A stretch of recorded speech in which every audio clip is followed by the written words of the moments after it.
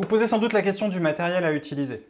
Et c'est vrai qu'à ce stade de la formation, c'est extrêmement compliqué d'y répondre, puisque si vous choisissez un matériel, il est fort probable qu'il ne vous convienne pas. Statistiquement, ça se produit pour 9 personnes pour 10. Donc, autant prendre quelque chose d'assez basique, d'assez simple, par exemple, un papier et un crayon. Prenez une feuille A4, un stylo bille ou un crayon de papier, ça fera largement l'affaire. Alors évidemment, dès que vous allez vouloir avancer dans les modules, vous allez vous rendre compte qu'il va vous manquer de la couleur. Donc vous allez sans doute avoir besoin de feutres. Allez dans votre magasin, votre supermarché juste à côté de chez vous, prenez la première boîte de feutres, la moins chère, qui viendra. Vous allez ensuite vouloir avancer et peut-être vous rendre compte que le papier est trop petit ou le grain du papier ne vous convient pas. D'ailleurs, le crayon que vous avez choisi n'est pas du tout adapté parce que le rendu ne correspond pas à ce que vous voyez à l'écran, à ce que vous voudriez faire. Peut-être que les couleurs ne sont pas assez vives. Donc là, vous allez vouloir changer et donc investir. Pour ça, le plus simple, c'est de vous rendre dans une boutique d'art graphique et d'aller essayer et d'expérimenter tous les différents matériels qui vous seront mis à disposition.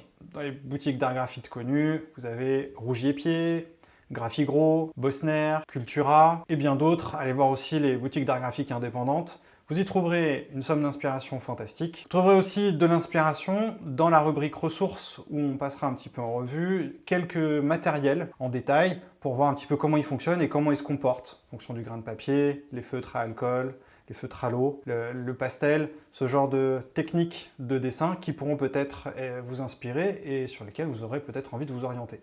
On peut aussi imaginer que parmi vous, il y en a qui ont envie de travailler debout. Et oui, c'est possible, plutôt que de travailler sur table. Sur table, c'est évidemment la position la plus confortable, parce que c'est cette position que vous avez toujours utilisée et donc sur laquelle vous ne vous poserez pas de questions. Mais si vous avez après à vous retrouver en situation interactive avec d'autres personnes, en réunion, vous aurez peut-être besoin de travailler sur un paperboard, et donc ce sera intéressant de vous être préparé un petit peu au préalable. Vous pouvez utiliser votre mur chez vous. Par contre, attention de bien utiliser des feutres à l'eau et non pas à alcool, puisqu'il est fort probable que ça traverse le papier. Vous pouvez scotcher ça avec n'importe quel scotch de peintre que vous trouverez dans n'importe quelle boutique, soit d'art graphique, soit de bricolage. Voilà, vous êtes prêts. Vous pouvez maintenant réunir votre matériel.